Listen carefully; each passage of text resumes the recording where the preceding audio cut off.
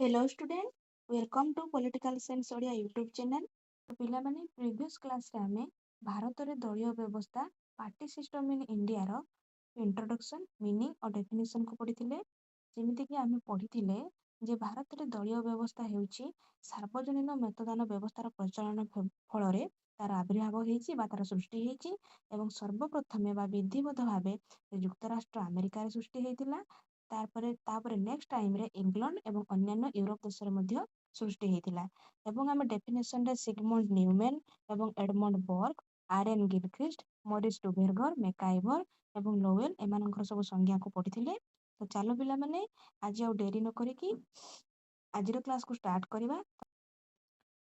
पिला माने आजिर क्लास रे आमे कोन पढ़िबा ना भारत रे दलीय व्यवस्थार लक्षण बा features of party system in India. आम भारत दलीय व्यवस्थार कौन कौन लक्षण अच्छी और कौन कौन वैशिष्ट्य अच्छी। ओके, तो भारत एक विशाल गणतांत्रिक देश। आम जाने भारत हूँ एक सर्वबृहत गणतांत्रिक देश बा विशाल गणतांत्रिक देश। एठारे कौन हुए ना लोकतंत्र सफल परिचालना लोकतंत्र अर्थात गणतंत्र सफल परिचालना दलीय व्यवस्थार गुरुत्व अत्यधिक आवश्यक होता है। जमीती कि आम जाने जे स्वाधीनता पर भारत में बहु राजनैतिक दल गठित होती एवं सेमाने लोक मानकर मतामत को नहीं प्रतिनिधित्व करुचंती। बहु राजनैतिक दल अर्थात आम तो कहीपर जे बहुदलीय व्यवस्था ये सृष्टि होती कौटी ना भारत भली एक देश में सृष्टि होती। पिला माने चलो आ डेरी नक देखिए बर्तमान कौन कौन लक्षण बा कौन कौन फीचर्स आमर भारतीय दलीय व्यवस्था अच्छी। प्रथम पॉइंट हूँ कौन मल्टी पार्टी सिस्टम जहाँ को आम कहूँ बहुदलीय व्यवस्था।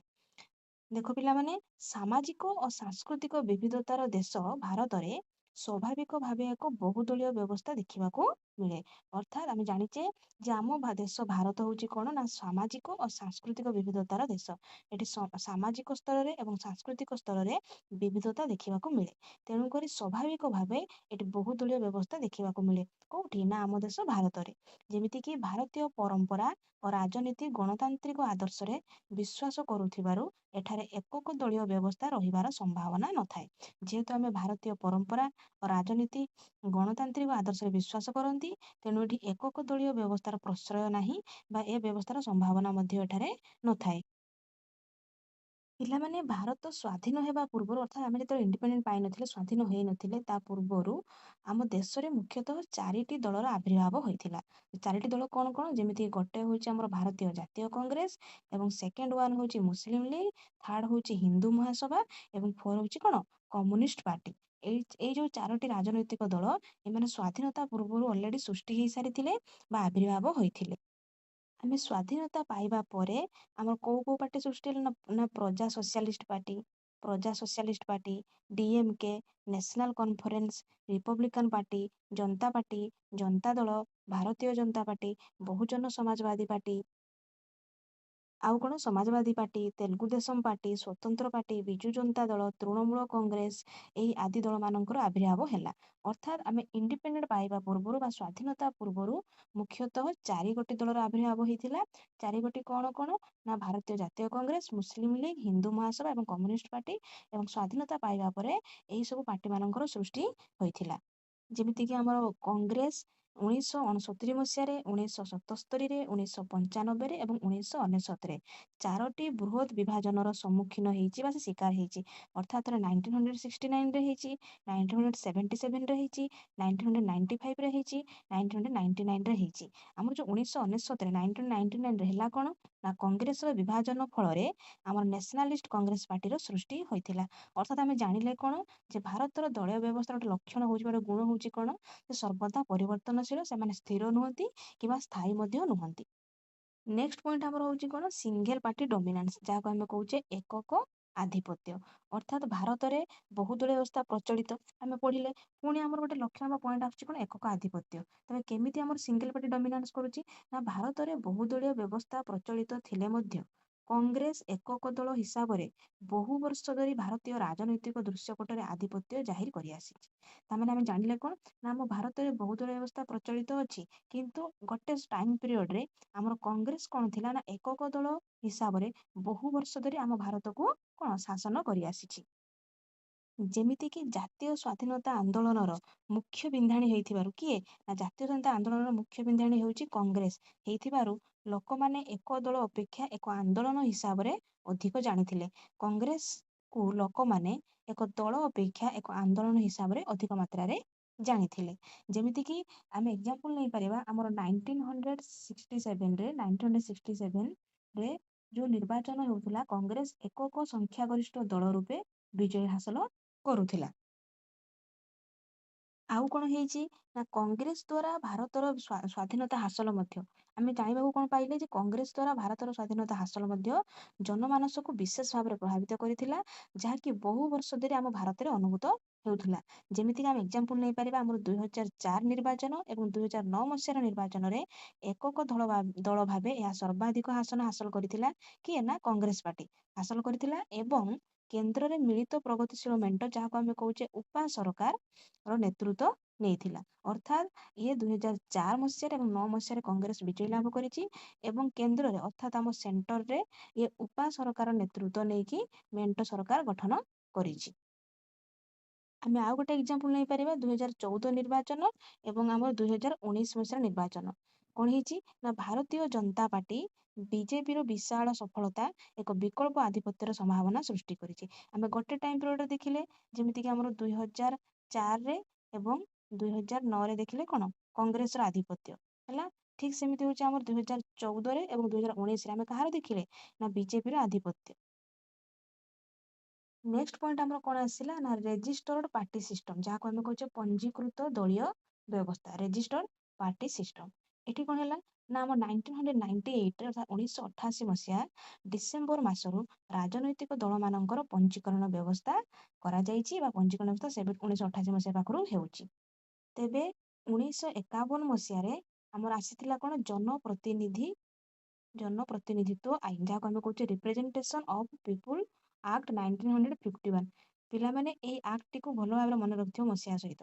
1951 ମସିହାରେ ଜନପ୍ରତିନିଧିତ୍ୱ ଆଇନ ଯାହାକୁ ଆମେ କହୁଛେ ରିପ୍ରେଜେଣ୍ଟେସନ ଅଫ ପିପୁଲ ଆକ୍ଟ 1951 ରେ ସଂଶୋଧନ କରାଯାଇ ବ୍ୟବସ୍ଥା କରାଯାଇଛି ଯେ ପ୍ରତ୍ୟେକ ରାଜନୈତିକ ଦଳ ନିର୍ବାଚନ ଆୟୋଗଙ୍କ ନିକଟରେ ପଞ୍ଜୀକୃତ ହେବା ଜରୁରୀ।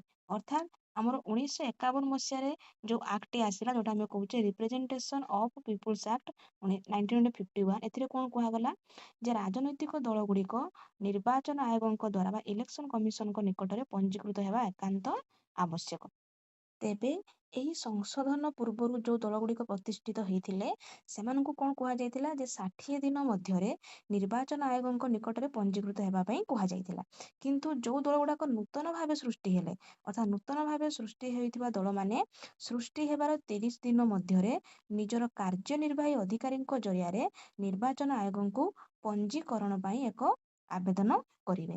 ଟାଇମ ପିରିୟଡ ହଉଛି କେତେ ନା 30 ଦିନ ଭିତରେ ସେମାନେ ତାଙ୍କର କାର୍ଯ୍ୟନିର୍ବାହୀ ଅଧିକାରୀଙ୍କ ଜରିଆରେ ନିର୍ବାଚନ ଆୟୋଗଙ୍କ ନିକଟରେ କଣ କରିବେ ନା ପଞ୍ଜୀକରଣ ପାଇଁ ସେମାନେ ଆବେଦନ କରିବେ। ଆବେଦନର ପ୍ରକ୍ରିୟା ହଉଛି କଣ ନା ଆବେଦନ ପତ୍ର ସହ ନିଜ ଦଳୀୟ ସମ୍ବିଧାନର ଏକ ନକଲ ପ୍ରଦାନ କରିବେ ହେଲା। ତାମାନେ ତାଙ୍କ ଦଳୀୟ ସମ୍ବିଧାନର ଏକ ଜେରକ୍ସ କପି ସେମାନେ ପ୍ରଦାନ କରିବେ। ଆଉ କଣ ପ୍ରଦାନ କରିବେ ନା ଭାରତୀୟ ସମ୍ବିଧାନ, ସମାଜବାଦ, ଧର୍ମନିରପେକ୍ଷତା, ଗଣତନ୍ତ୍ର, ଭାରତର ସାର୍ବଭୌମତ୍ୱ, ଏକତା ଓ ଅଖଣ୍ଡତା ପ୍ରତି ଆନୁଗତ୍ୟ ପ୍ରକାଶ କରି ଏକ ଘୋଷଣା ପତ୍ର ମଧ୍ୟ ସଂଯୋଗ କରିବାକୁ ହେବ।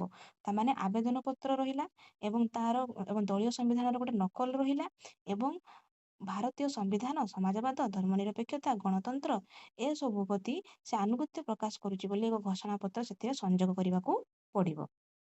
ତାପରେ ଦଳମାନଙ୍କୁ ସ୍ୱୀକୃତି ଦେବା ବା ନ ଦେବା କ୍ଷେତ୍ରରେ ନିର୍ବାଚନ ଆୟୋଗଙ୍କ ନିଷ୍ପତ୍ତି ଚୂଡାନ୍ତ ହେବ। ସେମାନେ ଆବେଦନ କଲା ପରେ ସେ ରାଜନୈତିକ ଦଳ ହେବ କି ହେବ ନାହିଁ ଏସବୁ ନିଷ୍ପତ୍ତି କିଏ ନେବେ ନା ନିର୍ବାଚନ ଆୟୋଗ ହିଁ ନେବେ। ଦଳମାନଙ୍କୁ ସ୍ୱୀକୃତି ଦେବା ସହ ସେମାନଙ୍କ ଦଳୀୟ ସଂକେତକୁ ମଧ୍ୟ ନିର୍ବାଚନ ଆୟୋଗ ସ୍ୱୀକୃତି ଦେଇଥାନ୍ତି। ତାମାନେ ସେ ଦଳ ବୋଲି ସ୍ୱୀକୃତି ପ୍ରଦାନ କରନ୍ତି ଏବଂ କୋଉ ଦଳର କୋଉ ସଂକେତ ରହିବ ତାକୁ ମଧ୍ୟ ନିର୍ବାଚନ ଆୟୋଗ ସ୍ୱୀକୃତି ଦେଇଥାନ୍ତି। ଏବଂ ଦଳ ଥରେ ପଞ୍ଜୀକୃତ ହେବା ପରେ ଯଦି କୌଣସି ଦଳ ନିଜର ନାମ କିମ୍ବା ତାଙ୍କର କାର୍ଯ୍ୟକ୍ଷେତ୍ର ବା ତାଙ୍କର କର୍ମକର୍ତ୍ତା ବା ସଂଗଠନ କିମ୍ବା ସମ୍ବିଧାନର କୌଣସି ପରିବର୍ତ୍ତନ ଯଦି କରନ୍ତି ତେବେ ସେ ନିର୍ବାଚନ ଆୟୋଗଙ୍କୁ ଜଣାଇବା ଏକାନ୍ତ ଆବଶ୍ୟକ ଅଟେ। ନେକ୍ସଟ ପଏଣ୍ଟ ହଉଛି କଣ ସାମ୍ପ୍ରଦାୟିକ ଦଳମାନଙ୍କର ଉପସ୍ଥିତି। ସାମ୍ପ୍ରଦାୟିକ ଦଳମାନଙ୍କର ଉପସ୍ଥିତି, ଯାହାକୁ ଆମେ କହୁଛେ ପ୍ରେଜେନ୍ସ ଅଫ୍ କମ୍ୟୁନାଲ ପାର୍ଟିଜ୍। ଏଠି ହଉଛି କ'ଣ ନା ଏକ ସାମ୍ପ୍ରଦାୟିକ ଦଳ ହେଉଛି ସେହି ଦଳ ଯିଏ ଜାତି, ଧର୍ମ, ସଂସ୍କୃତି ବା ଭାଷା ଭିତ୍ତିକ ସମ୍ପ୍ରଦାୟର ସମର୍ଥନରେ ତିଷ୍ଠି ରହିଥାଏ। ତାହେଲେ ସାମ୍ପ୍ରଦାୟିକ ଦଳ ବା କମ୍ୟୁନାଲ ପାର୍ଟି ଆମେ କାହାକୁ କହୁଛେ ନା ଯେଉଁ ଦଳଟି ଜାତି, ଧର୍ମ, ସଂସ୍କୃତି ବା ଭାଷା ଭିତ୍ତିକ ସମ୍ପ୍ରଦାୟର ସମର୍ଥନରେ ତିଷ୍ଠିକି ରହିଛି। ଆମେ ଯଦି ନୀତି ଓ କାର୍ଯ୍ୟକ୍ରମ ଦୃଷ୍ଟିରୁ ଦେଖିବା ତାହେଲେ ଭାରତରେ ଏଭଳି ଅନେକ ରାଜନୈତିକ ଦଳ ରହିଥିଲେ ମଧ୍ୟ ସେମାନେ ନିଜର ସାମ୍ପ୍ରଦାୟିକ ପରିଚୟକୁ ସ୍ୱୀକାର କରନ୍ତି ନାହିଁ। ଆମେ ଜାଣିଛେ ଭାରତରେ ଏମିତି ଦଳ ବହୁତ ଅଛନ୍ତି, ଜାତିକୁ ନେଇକି, ଧର୍ମକୁ ନେଇକି, ସଂସ୍କୃତିକୁ ନେଇକି, କିନ୍ତୁ ସେମାନେ ତାଙ୍କର ସାମ୍ପ୍ରଦାୟିକ ପରିଚୟକୁ ସ୍ୱୀକୃତି ବା ସ୍ୱୀକାର କରନ୍ତି ନାହିଁ। ତେବେ ସେମାନେ କରନ୍ତି କ'ଣ ନା ନିର୍ଦ୍ଦିଷ୍ଟ ସମ୍ପ୍ରଦାୟକୁ ଦୃଢ଼ ଓ ଖୋଲା ସମର୍ଥନ କରୁଥିଲା ବେଳେ ସମସ୍ତରୀୟ ଭିନ୍ନ ସମ୍ପ୍ରଦାୟକୁ ପ୍ରକାଶ୍ୟ ବିରୋଧ କରିବାରେ ଦ୍ୱିଧା କରନ୍ତି ନାହିଁ, ଯାହାଫଳରେ ସାମ୍ପ୍ରଦାୟିକ ବିଦ୍ୱେଷ ଓ ସଂଘର୍ଷର ସୂତ୍ରପାତ ହୁଏ ଏବଂ ସାମାଜିକ ସଂହତି ମଧ୍ୟ ନଷ୍ଟ ହୋଇଥାଏ। ଆମେ ଜାଣିଛେ ଭାରତ ଭଳି ଏକ ଧର୍ମନିରପେକ୍ଷ ରାଷ୍ଟ୍ର ତଥା ମୁକ୍ତ ଓ ଉଦାର ଗଣତାନ୍ତ୍ରିକ ବ୍ୟବସ୍ଥାରେ ଏଭଳି ଦଳମାନଙ୍କର ଉପସ୍ଥିତି ଗ୍ରହଣୀୟ ହେବା ଅନୁଚିତ। ତାମାନେ ଆମ ଭାରତ ଭଳି ଏକ ଦେଶରେ ଏଇଭଳିଆ ଲକ୍ଷଣ ବା ଏଇଭଳିଆ ଦଳମାନଙ୍କର ଉପସ୍ଥିତି ଆଦୌ ଗ୍ରହଣଯୋଗ୍ୟ ନୁହେଁ। ନେକ୍ସଟ ପଏଣ୍ଟ ତାପରେ କ'ଣ ଆସିଲା ନା ପାର୍ଟିଜ ବେସ୍ଡ ଅନ୍ ପର୍ସନାଲିଟି କଲ୍ଡ, ଯାହାକୁ ଆମେ କହୁଛେ ବ୍ୟକ୍ତି କୈନ୍ଦ୍ରିକ ଦଳ। କିଛି ଏଠି ଦେଖିବାକୁ ମିଳେ କୋଉଠି ନା ଭାରତର ଦଳୀୟ ବ୍ୟବସ୍ଥାରେ। କେମିତି ନା ବହୁ ରାଜନୈତିକ ଦଳ ନିର୍ଦ୍ଦିଷ୍ଟ ବ୍ୟକ୍ତିଙ୍କୁ କେନ୍ଦ୍ର କରି ଗଢ଼ି ଉଠିଛନ୍ତି। ଆମେ ଜାଣିଛେ ଅନେକ ଗୁଡ଼ିଏ ରାଜନୈତିକ ଦଳ, ଯେହେତୁ ଭାରତରେ ବହୁଦଳ ବ୍ୟବସ୍ଥା ପ୍ରଚଳିତ, ଅନେକ ଗୁଡ଼ିଏ ରାଜନୈତିକ ଦଳ କ'ଣ କରିଛନ୍ତି ନା ନିର୍ଦ୍ଦିଷ୍ଟ କିଛି ବ୍ୟକ୍ତିଙ୍କୁ କେନ୍ଦ୍ର କରିକି ସୃଷ୍ଟି ହେଇଛନ୍ତି। କେତେକ ଦଳ ନିର୍ଦ୍ଦିଷ୍ଟ ବ୍ୟକ୍ତିଙ୍କ ନାମରେ ମଧ୍ୟ ନାମିତ ହୋଇଥିଲା ବେଳେ ଆଉ କେତେକ ଦଳ ଜଣେ ବ୍ୟକ୍ତି ହିଁ ଦଳର ସର୍ବମୟ କର୍ତ୍ତା ରୂପେ ପରିଚିତ ହେଇଛି। ଯେମିତିକି ଆମେ ଏକ୍ଜାମ୍ପଲ ନେଇଥିଲେ କ'ଣ ଇନ୍ଦିରା କଂଗ୍ରେସ, ଅର୍ଷ କଂଗ୍ରେସ, ଅକାଳୀ ଦଳ, ବିଜୁ ଜନତା ଦଳ, ଜନତା ପାର୍ଟି ଆଦି ଅନେକ ଉଦାହରଣ ମଧ୍ୟ ନିଆଯାଇ ପାରିବ। ଯେମିତିକି ଏମାନେ କିଛି ବ୍ୟକ୍ତି କୈନ୍ଦ୍ରିକ ଦଳ, ଏମିତିକି ବ୍ୟକ୍ତି ନାଁରେ ମଧ୍ୟ ସୃଷ୍ଟି ହେଇଛନ୍ତି ବା ଗୋଟେ ବ୍ୟକ୍ତିକୁ ସର୍ବମୟ କର୍ତ୍ତା ବୋଲି ଏମାନେ ଭାବିଛନ୍ତି। ଆଉ କ'ଣ ଯେମିତି ଏକ୍ଜାମ୍ପଲ ନେଇପାରିଛନ୍ତି ବିହାରରେ ରାଷ୍ଟ୍ରୀୟ ଜନତା ଦଳର ସର୍ବମୟ କର୍ତ୍ତା ହେଉଛନ୍ତି କିଏ ନା ଲାଲୁ ପ୍ରସାଦ ଯାଦବ। ସେମିତି AIADMKରେ କିଏ ନା ସୁଶ୍ରୀ ଜୟଲଳିତା, ହେଲା, ଏମାନଙ୍କ ଦ୍ୱାରା ବା ଏମାନଙ୍କ ପ୍ରଭାବରେ ଏ ଦଳ ସବୁ ପରିଚାଳିତ। ଆଉ ଗୋଟେ ଏକ୍ଜାମ୍ପଲ କ'ଣ ଆସିବ ଯେମିତିକି ପିତାଙ୍କ ନାମରେ ଗଢ଼ା ହୋଇଥିବା ବିଜୁ ଜନତା ଦଳର କାର୍ଯ୍ୟକ୍ରମ ପୁତ୍ର ନବୀନ ପଟ୍ଟନାୟକଙ୍କୁ କେନ୍ଦ୍ର କରି ସମ୍ପାଦିତ ହେଉଥିବା ମଧ୍ୟ ଆମେ ଲକ୍ଷ୍ୟ କରିଛେ। ହେଲା, ତାମାନେ ଏମାନେ କ'ଣ ଆଇଦର ଜଣେ ବ୍ୟକ୍ତି ବା ଜଣେ ବ୍ୟକ୍ତିଙ୍କୁ ସର୍ବମୟ କର୍ତ୍ତା ଭାବରେ ଏମାନେ ଗଢ଼ି ଉଠିଛନ୍ତି। ନେକ୍ସଟ ପଏଣ୍ଟ କ'ଣ ପିଲାମାନେ ଗୋଷ୍ଠୀ କନ୍ଦଳ, ଯାହାକୁ ଆମେ କହୁଛେ ଫ୍ୟାକ୍ସନାଲିଜିମ୍। ହେଲା, ଇଏ ବି ହେଉଛି ଭାରତୀୟ ଦଳୀୟ ବ୍ୟବସ୍ଥାର ଏକ ଲକ୍ଷଣ ବା ଏକ ବୈଶିଷ୍ଟ୍ୟ। କେମିତି ନା ପ୍ରତ୍ୟେକ ଦଳର ଗୋଷ୍ଠୀ କନ୍ଦଳ ଦେଖିବାକୁ ମିଳେ। ଅର୍ଥାତ୍ ଭାରତୀୟ ଦଳୀୟ ବ୍ୟବସ୍ଥାରେ ଅନେକ ଗୁଡ଼ିଏ ରାଜନୈତିକ ଦଳ ଅଛନ୍ତି ଏବଂ ସବୁ ଦଳରେ ଗୋଷ୍ଠୀ କନ୍ଦଳ ଦେଖିବାକୁ ମିଳେ। କେମିତି ନା ଦଳ ମଧ୍ୟରେ ପ୍ରମୁଖ ନେତାମାନଙ୍କର ଅନୁଗତ ଗୋଷ୍ଠୀ ଥିବାରୁ ବିଭିନ୍ନ ବିଷୟ ଉପରେ ବଳ କଷାକଷି ହେଉଥିବାର ଦେଖିବାକୁ ମିଳେ। ଆମେ ଜାଣିଛେ ଯେ କିଛି ଦଳ ମାନେ ଯେମିତିକି ପ୍ରତ୍ୟେକ ଦଳରେ ପ୍ରମୁଖ ନେତାମାନେ ଅଛନ୍ତି ଏବଂ ସେମାନଙ୍କର କିଛି ଅନୁଗତ ଗୋଷ୍ଠୀ ମଧ୍ୟ ଅଛନ୍ତି। ସେଇ ଅନୁଗତ ଗୋଷ୍ଠୀମାନଙ୍କ ମାନେ ମଧ୍ୟରେ ବିଭିନ୍ନ ବିଷୟରେ ବିଭିନ୍ନ ସମୟରେ କ'ଣ ହେଇଥାଏ ନା ବଳ କଷାକଷି ହେଉଥିବାର ଦେଖିବାକୁ ମିଳେ। ଯେମିତିକି କଂଗ୍ରେସ ମଧ୍ୟରେ ବିଭିନ୍ନ ସମୟରେ ବାମପନ୍ଥୀ, ଦକ୍ଷିଣପନ୍ଥୀ, ତରୁଣ ତୁର୍କୀ, ଅସନ୍ତୁଷ୍ଟ, ଭିତରବୃତ୍ତ, ଇଣ୍ଡିକେଟ ଆଦି ବିଭିନ୍ନ ଗୋଷ୍ଠୀ ମଧ୍ୟ ରହିଅଛନ୍ତି ଏବଂ ଏମାନଙ୍କ ଭିତରେ ସର୍ବଦା ଗଣ୍ଡଗୋଳ, ଗୋଷ୍ଠୀ କନ୍ଦଳ ବା ବଳ କଷାକଷି ଦେଖିବାକୁ ମିଳେ। ଠିକ୍ ସେହିପରି ଆମେ ଆଉ ଗୋଟେ ଏକ୍ଜାମ୍ପଲ ନେଇପାରିବା ଯେମିତି ଅକାଳୀ ଦଳ ମଧ୍ୟରେ ବାଦଲ ଗୋଷ୍ଠୀ, ମାନ ଗୋଷ୍ଠୀ ଏମାନେ ସବୁ ରହିଛନ୍ତି। ଏପରିକି ଆମର କ୍ୟାଡର ଭିତ୍ତିକ ଦଳ କୁହାଯାଉଥିବା ବିଜେପି, CPI, CPIM ଏମାନେ ମଧ୍ୟ ଏହି ପ୍ରକାର ପରିସ୍ଥିତିରେ ନିହାତି ଅନ୍ତର୍ଭୁକ୍ତ ହେଇକି ଅଛନ୍ତି। ନେକ୍ସଟ ପଏଣ୍ଟ ତାପରେ କ'ଣ ଆସିଲା ନା ଦଳୀୟ ଶୃଙ୍ଖଳାହୀନତା ଅର୍ଥାତ୍ ଲ୍ୟାକ୍ ଅଫ୍ ପାର୍ଟି ଡିସିପ୍ଲିନ୍, ଶୃଙ୍ଖଳାର ଅଭାବ ଏଠି ଦେଖାଯାଏ। କେମିତି ନା ଭାରତୀୟ ଦଳମାନେ କଡ଼ାକଡ଼ି ଭାବେ ଦଳୀୟ ଶୃଙ୍ଖଳା ଅନୁସରଣ କରନ୍ତି ନାହିଁ। ତାହେଲେ ଆମେ କ'ଣ ଜାଣିବାକୁ ପାଇଲେ ନା ଭାରତୀୟ ଦଳୀୟମାନେ କେତେବେଳେ ବି ଶୃଙ୍ଖଳାକୁ ଅନୁସରଣ କରନ୍ତି ନାହିଁ। ଅର୍ଥାତ୍ ଏଠି ବହୁଦଳୀୟ ବ୍ୟବସ୍ଥା ଥିବାରୁ ଏମାନେ ଶୃଙ୍ଖଳାର ବାହାରେ ରହିଥାନ୍ତି। ଏଠି ହୁଏ କ'ଣ ନା ଦଳୀୟ ସଭ୍ୟମାନେ ନିଜକୁ ପସନ୍ଦ ଲାଗୁନଥିବା ଅଥବା ନିଜର ବ୍ୟକ୍ତିଗତ ସ୍ୱାର୍ଥର ପରିପନ୍ଥୀ ଦଳୀୟ ନିର୍ଦ୍ଦେଶ ବିରୁଦ୍ଧରେ ବିଦ୍ରୋହ କରିବାର ଦେଖାଯାଏ। ହେଲା, ତାଙ୍କୁ ଯଦି କୌଣସି ଦଳ ପସନ୍ଦ ନ ଲାଗିଲା ବା କୌଣସି ବ୍ୟକ୍ତି ତାଙ୍କୁ ପସନ୍ଦ ନ ଲାଗିଲେ ବା ସେମାନଙ୍କର ପରିପନ୍ଥୀ ବା ତାଙ୍କ ନିର୍ଦ୍ଦେଶ ତାଙ୍କୁ ପସନ୍ଦ ନ ଲାଗିଲା, ତେବେ ତାଙ୍କର ବ୍ୟକ୍ତିଗତ ସ୍ୱାର୍ଥ ପାଇଁ ଏମାନେ କ'ଣ କରନ୍ତି ନା ବିଦ୍ରୋହ ମଧ୍ୟ କରିଥାନ୍ତି। ଏପରିକି ସେମାନେ ଦଳୀୟ ପ୍ରାର୍ଥୀଙ୍କୁ ନିର୍ବାଚନରେ ପ୍ରତ୍ୟକ୍ଷ ବା ପରୋକ୍ଷ ଭାବରେ ବିରୋଧ କରି ଦଳକୁ ବିପଦରେ ମଧ୍ୟ ପକାଇଥାନ୍ତି। ସେଥିପାଇଁ ବେଳେବେଳେ ସେମାନଙ୍କୁ ଦଳରୁ ନିଲମ୍ବିତ କିମ୍ବା ବହିଷ୍କୃତ ମଧ୍ୟ କରାଯାଇଥାଏ। ଯଦି ଆମେ ଏମିତି କିଛି କାମ କରିବା, ଆମ ଦଳ ପ୍ରତ୍ୟକ୍ଷ ଭାବରେ ହଉ ବା ପରୋକ୍ଷ ଭାବରେ ହଉ, ଯଦି ବିପଦରେ ପଡ଼ିବ, ତାହେଲେ ଦଳ କ'ଣ କରିବ? ନିହାତି ଆମକୁ ନିଲମ୍ବିତ କରିବ ବା ଆମକୁ ବହିଷ୍କୃତ କରିବ। କିନ୍ତୁ ପରିସ୍ଥିତିରେ ପଡ଼ି ଦଳମାନେ ଏହି ଆଦେଶ ପ୍ରତ୍ୟାହାର କରିବାକୁ ବାଧ୍ୟ ହୁଅନ୍ତି। କିନ୍ତୁ ଦଳ କ'ଣ କରେ ନା ପରିସ୍ଥିତିରେ ପଡ଼ିକି ଏ କାମ ମଧ୍ୟ ସେ କରିପାରେ ନାହିଁ। ଦଳୀୟ ଶୃଙ୍ଖଳାର ଅଭାବ ଯୋଗୁଁ ଦଳ ମଧ୍ୟରେ କ'ଣ ହୁଏ? ଯେହେତୁ ଦଳୀୟ ଶୃଙ୍ଖଳାର ଅଭାବ ଦେଖାଯାଏ, ତେଣୁ ଦଳ ମଧ୍ୟରେ ବିଭାଜନ, ଗୋଷ୍ଠୀବାଦ, ଦଳବଦଳ ଏସବୁ ଦେଖିବାକୁ ମିଳିଥାଏ। ନେକ୍ସଟ ପଏଣ୍ଟ ତାପରେ କ'ଣ ଆସିଲା ନା ମିଳିତ ବା ମେଣ୍ଟ ରାଜନୀତି, ଯାହାକୁ ଆମେ କହୁଛେ କୋଆଲିସନ ପଲିଟିକ୍ସ ହେଲା। ଇଏ ବି ଗୋଟେ ଭାରତର ବହୁଦଳୀୟ ବ୍ୟବସ୍ଥାର ଏକ ଲକ୍ଷଣ। କେମିତି ନା ଭାରତରେ ମିଳିତ ବା ମେଣ୍ଟ ରାଜନୀତିର ଯୁଗ ଆରମ୍ଭ ହେଇଯାଇଛି। ଆମେ ଜାଣିଛେ ମେଣ୍ଟ ରାଜନୀତିର ଅର୍ଥାତ କ'ଣ ନା ଯୋଉଠି ଦୁଇ ବା ଦୁଇରୁ ଅଧିକ ଦୁଇରୁ ଅଧିକ ଦଳ ମିଶିକି ସରକାର ଗଠନ କରନ୍ତି, ତାକୁ ଆମେ କ'ଣ କହୁଛେ ମିଳିତ ବା ମେଣ୍ଟ ରାଜନୀତି।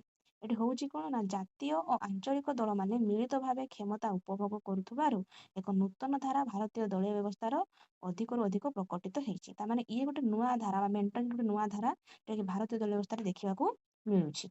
ଉଦାହରଣ ସ୍ୱରୂପ ଆମେ ଦେଖିପାରିବା 1996ରୁ 2012 ପର୍ଯ୍ୟନ୍ତ ଲଗାତାର ଭାବେ କେନ୍ଦ୍ରରେ ଉଭୟ ଜାତୀୟ ଓ ଆଞ୍ଚଳିକ ଦଳମାନେ ମିଳିତ ସରକାର ଗଠନ କରି ଆସିଛନ୍ତି ଏବଂ 2000ରୁ 2009 ପର୍ଯ୍ୟନ୍ତ ଓଡ଼ିଶାରେ ବିଜେପି ଓ ବିଜେଡିର ମିଳିତ ଶାସନ ଚାଲିଥିଲା।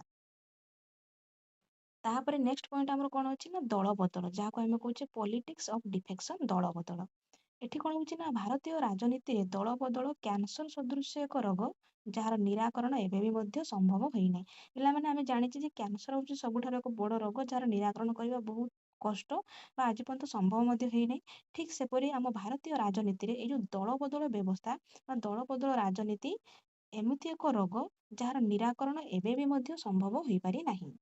ତେବେ ଏଠି ହଉଛି କ'ଣ ନା ଜଣେ ସଭ୍ୟ ଗୋଟିଏ ରାଜନୈତିକ ଦଳର ସଂକେତରେ ନିର୍ବାଚନ ଲଢ଼ି ଜିତି ସାରିବା ପରେ ସେଇ ଦଳ ଛାଡ଼ି ଅନ୍ୟ ଦଳରେ ଯୋଗ ଦେଲେ ତାହାକୁ ଦଳ ବଦଳ କୁହାଯିବ। ତାହେଲେ ଦଳ ବଦଳ କାହାକୁ କୁହାଯିବ ନା ଯେତେବେଳେ ଜଣେ ସଭ୍ୟ ଗୋଟିଏ ରାଜନୈତିକ ଦଳର ନିର୍ବାଚନ ସଂକେତରେ ଅଲରେଡି ଲଢ଼ି ସାରିଛି ବା ଲଢ଼ିକି ସେ ଜିତି ସାରିଛି, କିନ୍ତୁ ସେ ଦଳ ଛାଡ଼ିକି ଯେତେବେଳେ ଅନ୍ୟ ଦଳରେ ଯାଇକି ଯୋଗ ଦଉଛି, ତାକୁ ଆମେ କ'ଣ କହିବା ନା ଦଳ ବଦଳ। ତେବେ ଜଣେ ବ୍ୟକ୍ତି ବା ଜଣେ ସଭ୍ୟ ଦଳ ବଦଳ କାହିଁକି କରେ, କ'ଣ ପାଇଁ କରେ ନା କ୍ଷମତା ଓ ଅର୍ଥର ପ୍ରଲୋଭନ ଏବଂ ଗୋଷ୍ଠୀ ବିବାଦ ଆଦି କାରଣରୁ ଦଳ ବଦଳ ହେଇଥାଏ ବା ସେ ସଭ୍ୟ ଦଳ ବଦଳ କରିଥାଏ। ଯେମିତିକି 1967ର ସାଧାରଣ ନିର୍ବାଚନ ପରେ ଦଳ ବଦଳ ରାଜନୀତି ଖୁବ୍ ପ୍ରବଳ ମାତ୍ରାରେ ବୃଦ୍ଧି ପାଇବାକୁ ଲାଗିଥିଲା।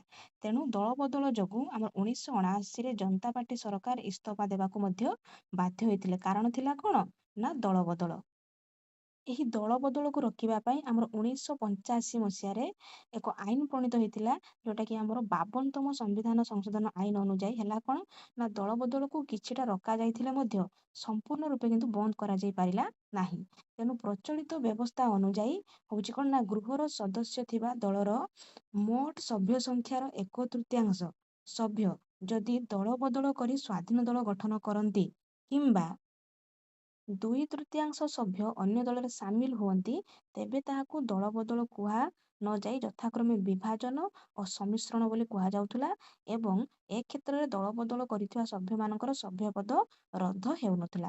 ତାମାନେ ଏଠି ହଉଥିଲା କ'ଣ ନା ପ୍ରଚଳିତ ବ୍ୟବସ୍ଥା ଅନୁଯାୟୀ ଆମର ଯୋଉ 1985 ମସିହାର 52ତମ ସମ୍ବିଧାନ ସଂଶୋଧନ ଆଇନ ଅନୁଯାୟୀ କିଛିଟା ଦଳ ବଦଳ ରୋକାଯାଇଥିଲା, କିନ୍ତୁ ସମ୍ପୂର୍ଣ୍ଣ ରୂପେ ବନ୍ଦ ହେଇନଥିଲା। ତେବେ ଏଠି ହଉଥିଲା କ'ଣ ନା ଗୃହର ସଦସ୍ୟ ଥିବା ଦଳର ମୋଟ ସଭ୍ୟ ସଂଖ୍ୟାର 1/3 ଯେତିକି ସଦସ୍ୟ ଥିବେ ତାଙ୍କର 1/3 ଅର୍ଥାତ୍ 3/1 ଭାଗ ସଭ୍ୟ ଯଦି ଦଳ ବଦଳ କରି ସ୍ୱାଧୀନ ଦଳ ଗଠନ କରନ୍ତି କିମ୍ବା ଆଉ ଗୋଟେ କ'ଣ ନା 2/3 ସଭ୍ୟ ମାନେ 3/2 ସଭ୍ୟ ଅନ୍ୟ ଦଳରେ ସାମିଲ ହୁଅନ୍ତି, ତେବେ ତାକୁ ଦଳ ବଦଳ କୁହାଯାଉନଥିଲା, ତାକୁ କ'ଣ କୁହାଯାଉଥିଲା ନା ବିଭାଜନ ଏବଂ ସମ୍ମିଶ୍ରଣ। ଏ କ୍ଷେତ୍ରରେ ହଉଥିଲା କ'ଣ ନା ସଭ୍ୟମାନଙ୍କର ସଭ୍ୟପଦ ମାନେ କ'ଣ ସେଠି ରଦ୍ଦ ହଉନଥିଲା, ସେଟା ସେମିତି କଣ୍ଟିନ୍ୟୁ ଚାଲିଥିଲା।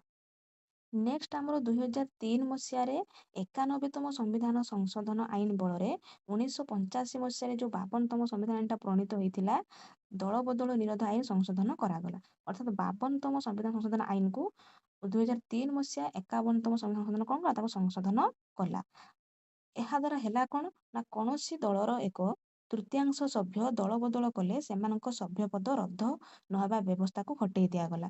ଅର୍ଥାତ୍ 52ତମ ସମ୍ବିଧାନ ସଂଶୋଧନଟା କ'ଣ ଥିଲା ଯେ ସଭ୍ୟ ପଦ ରଦ୍ଦ ହେବ ନାହିଁ, ସେଇଟାର ସଂଶୋଧନ କରାଯାଇ ବା ତାର ଚେଞ୍ଜ କରାଯାଇ 2003 ମସିହା ଆମର 91ତମ ସମ୍ବିଧାନ ସଂଶୋଧନରେ କ'ଣ କୁହାଗଲା ଯେ ଯଦି 1/3 ସଭ୍ୟ ଦଳବଦଳ କଲେ ତେବେ ସେମାନଙ୍କର ସଭ୍ୟ ପଦକୁ କ'ଣ ରଦ୍ଦ କରିଦିଆଯିବ ବା ରଦ୍ଦ ନହେବା ଏଇ ଯେଉଁ ବ୍ୟବସ୍ଥା ଥିଲା ତାକୁ ହଟେଇ ଦିଆଗଲା। ନେକ୍ସଟ ପଏଣ୍ଟ ହେଉଛି କ'ଣ ନା ସୁବିଧାବାଦୀ ମେଣ୍ଟ ବା ଯାହାକୁ ଆମେ କହୁଛେ ଅପରଚୁନିଟିଷ୍ଟ ଆଲାଏନ୍ସ, ଅର୍ଥାତ୍ ପରସ୍ପର ବିରୋଧୀ ମତାଦର୍ଶ ଥିବା ରାଜନୈତିକ ଦଳମାନେ କ୍ଷମତା ଲୋଭରେ ନିର୍ବାଚନ ମେଣ୍ଟ କରନ୍ତି ଏବଂ ଜିତିଲେ ସରକାର ଗଠନ କରନ୍ତି। ହେଲା, ତାମାନେ ଏମାନେ ସୁବିଧାବାଦୀ। ଏମାନେ କ'ଣ କଲେ ନା ପରସ୍ପର ମତ ଥିବା ଦଳମାନେ କ୍ଷମତା ଲୋଭରେ ନିର୍ବାଚନରେ ମେଣ୍ଟ କଲେ ବା ମିଶିଗଲେ ନିର୍ବାଚନ କରିଦେଲେ, ଦେନ୍ ଜିତିଗଲା ପରେ ଏମାନେ ସରକାର ଗଠନ ମଧ୍ୟ କରନ୍ତି। ହେଲା, ଆଉ କ'ଣ କରନ୍ତି ନା ନିର୍ବାଚନରେ ପରସ୍ପର ବିରୋଧରେ ଲଢ଼ିଥିବା ଦଳମାନେ ମଧ୍ୟ ନିର୍ବାଚନ ପରେ ସରକାର ଗଠନ କରିବା ପାଇଁ ମେଣ୍ଟ ଗଠନ କରନ୍ତି। ହେଲା, ଏମାନେ ନିର୍ବାଚନରେ ପରସ୍ପର ବିରୋଧରେ ଲଢ଼ିଥିବେ କିନ୍ତୁ ସୁବିଧାବାଦୀ ହେଇକି ଶାସନ କରିବା ପାଇଁ କ'ଣ କରନ୍ତି ନା ପରସ୍ପର ଭିତରେ ମେଣ୍ଟ କରିକି ସରକାର ମଧ୍ୟ ଗଠନ କରିଥାନ୍ତି।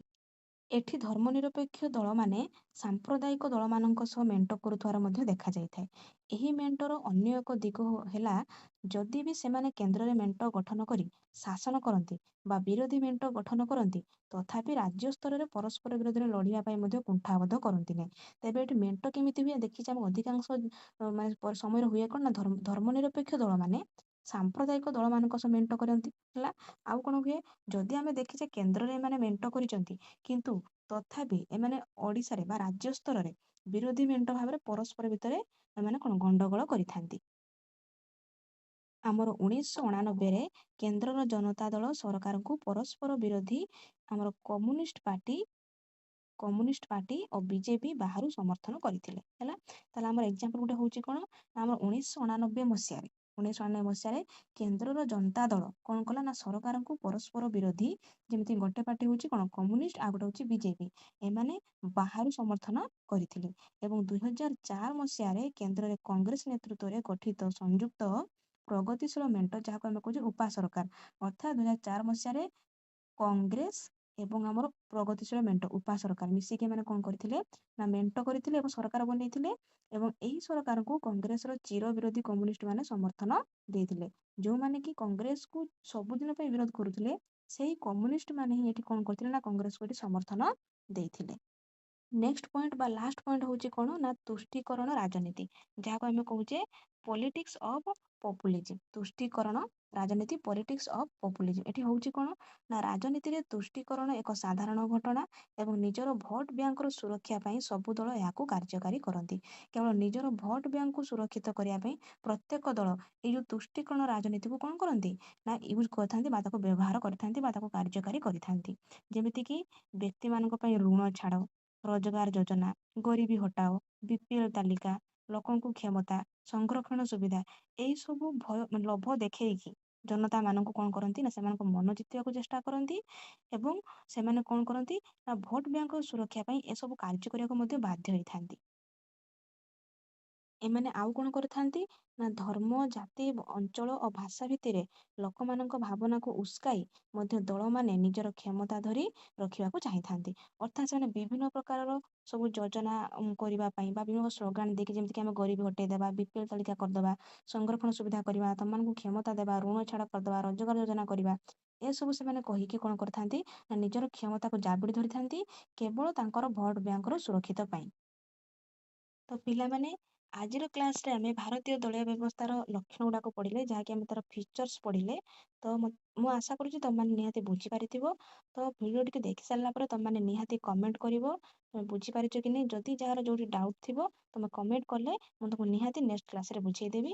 ତ ପିଲାମାନେ ଭିଡ଼ିଓଟି ଦେଖି ସାରିଲା ପରେ କମେଣ୍ଟ କରିବାକୁ ଜମା ଭୁଲିବନି, କମେଣ୍ଟ ନିହାତି କରିବ ଏବଂ ଦେଖି ସାରିଲା ପରେ ଚ୍ୟାନେଲକୁ ଲାଇକ୍, ସେୟାର ଏବଂ ସବସ୍କ୍ରାଇବ୍ କରିକି ଯିବ। ତ ପିଲାମାନେ ରହିଲି, ଧନ୍ୟବାଦ, ଥ୍ୟାଙ୍କ ୟୁ।